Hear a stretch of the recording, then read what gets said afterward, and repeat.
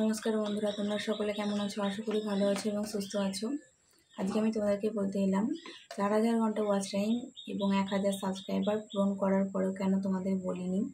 আমি ইউটিউব থেকে পেমেন্ট পাচ্ছি বা কত টাকা ইনকাম করছি সেটাই বা তোমাদেরকে কেন বলিনি। আমি নিজেও জানি না যে আমি ইউটিউব থেকে পেমেন্ট পাই কিনা, অথচ আমার পাড়ার কিছু মানুষ আছে তারা জেনে গেছে যে আমি ইউটিউব থেকে পেমেন্ট পাই বা আমি ভিডিও করে পয়সা পাই। তারা হয়তো জানে না যে ইউটিউবে 4000 ঘন্টা ওয়াচ টাইম এবং 1000 সাবস্ক্রাইবার পূরণ করতে হয়, তারপর মনিটাইজেশন অন হয় এবং তারপরেও কিছু প্রসেস আছে সেগুলো পূরণ করতে হয়, তারপরে ইউটিউব থেকে পয়সা পাওয়া যায়।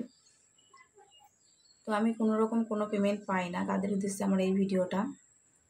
আমার ভিডিও করতে ভালো লাগে, তাই আমি ভিডিও করি।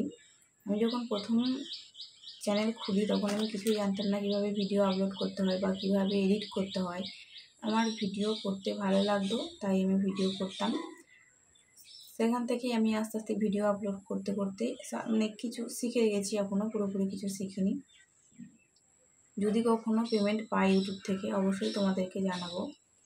অবশ্যই আমি বলবো যে আমি ইউটিউব থেকে পেমেন্ট পেয়েছি, তখন তোমরা অবশ্যই জানতে পারবে।